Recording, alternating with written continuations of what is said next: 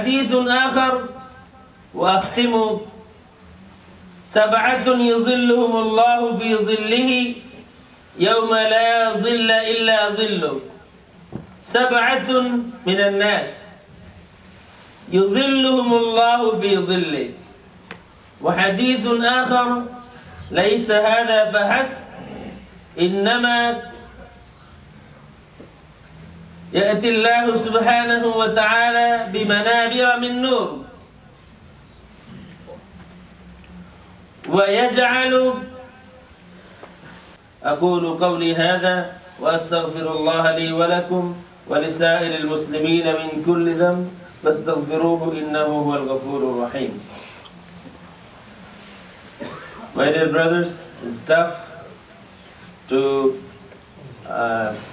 conclude everything in 1 or 2 minutes,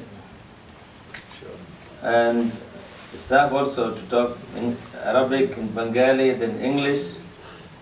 However, I'm trying my best.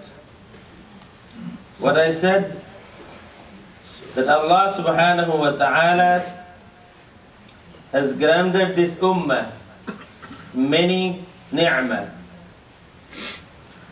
And when we talk about ni'mah, we think it would be Quran, it would be Muhammad sallallahu alayhi wa alihi wa sallam, rahmatul lil alameen. Of course, alhamdulillah, let me talk. I have only 5 minutes, as Brother Imam said, to say a few words in Bengali.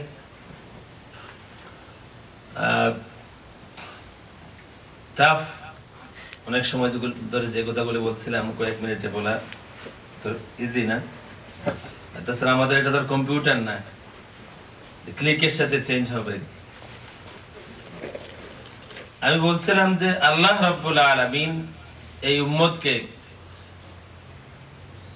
বিশেষ বিশেষ খাস যে সব নিয়ামত দিয়েছেন, এর মধ্যে একটা হলো যে আমরা পরস্পরকে ভালোবাসি, মহব্বত করি। এই বিষয়টা আমাদের কাছে খুব একটা গুরুত্ব রাখে না। এক মুসলমান আরেক মুসলমানকে মহব্বত করবেন, এটা আমাদের কাছে খুব একটা গুরুত্বপূর্ণ বিষয় বলে মনে হয় না।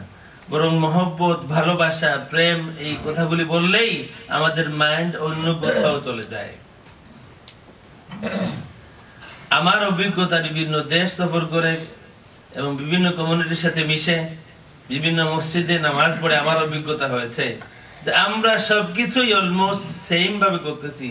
নামাজটা আগের নামাজটাই পড়তেছি, রোজা যখন রাখি আগের রোজাটাই রাখি, কোরআন শরীফ যখন পড়ি আগের কোরআন শরীফটাই পড়ি, নবীর নাম যখন নেই সেই একই নবীর নাম নেই।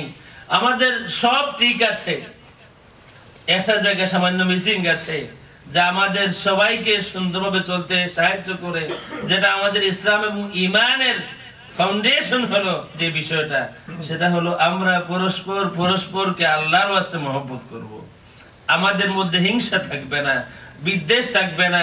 রহমতুল লিল আলামিন এই দুনিয়ায় হিংসা ছড়ানোর জন্য আসেন নাই, রহমতুল লিল আলামিন দুনিয়ায় এসেছিলেন এই দুনিয়ার মানুষকে এক এবং নেক করার জন্য। আল্লাহ রাব্বুল আলামিন বলেছেন কোরআন শরীফে, আমি আল্লাহ আপনার উম্মতকে এক করে দিয়েছি, আপনার উম্মতের মনে মহব্বত পয়দা করে দিয়েছি।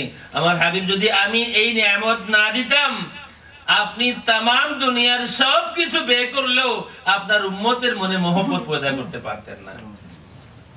এটা হাদিস শরীফ বলি, আল্লাহর হাবিব বলেন, তোমাদের মধ্যে কেউ তত সময় ইমানদার হতে পারবে না যত সময় তোমরা তোমার নিজের জন্য যা পছন্দ করো, মহব্বত করো, তোমার ভাইয়ের জন্য সমান পছন্দ না করা পর্যন্ত ইমানদার হতে পারবে। আর একটা হাদিস বলে শেষ করব। আল্লাহ হাবিব বলেন, 7 সম্প্রদায়ের মানুষ কিয়ামতের দিন আল্লাহ রাব্বুল আলামিন কিছু মানুষকে ডেকে ডেকে বিশেষ সম্মান দান করবেন। নাম ধরে ডাক দিবেন, অমুক আসো। আরশের ছায়ার নিচে জায়গা দিবেন, নূরের মিম্বর বানায়া দিবেন, চেহারাটা নূরের বানায়া দিবেন। ওইসব বান্দাদের চেহারা নূরের হবে, নূরের মিম্বরে তারা বসা থাকবেন, বিশেষ সম্মানিত হবেন। আল্লাহ রাব্বুল আলামিন নাম ধরে ধরে ডাকবেন, আইনাল মুতাহাব্বুনা ফিয়া, আমার হাবিবের উম্মতের মধ্যে ওই সমস্ত মানুষ কোথায়, তোমরা আসো যারা একজন আরেকজনকে আমি আল্লাহর ওয়াস্তে মহব্বত করতে। 7 সম্প্রদায় মানুষকে আরশের ছায়ার নিচে জায়গা দেওয়া হবে, নূরের চেহারা হবে, এবং নূরের মিম্বর হবে। আল্লাহ হাবিব এই হাদিসে বলেছেন ওয়ারাজুলানি তাহাব্বা ফিল্লাহি ইজতামাআ আলাইহি ওয়া তাফাররাকা আলাইহি, এমন দুই মানুষ যারা একে অন্যকে আমি আল্লাহর ওয়াস্তে মহব্বত করতো, ভালোবাসতো, কিয়ামতের দিন নাম ধরে ডাকা হবে, অমুক অমুক আসো, তোমাদের জায়গা আমার আরশের ছায়ার নিচে। আমি আল্লাহ রাব্বুল আলামিন তোমাদের চেহারাকে নূরের চেহারা বানাইয়া দিলাম, আমি আল্লাহ রাব্বুল আলামিন তোমাদেরকে নূরের মিম্বর বানাইয়া দিলাম।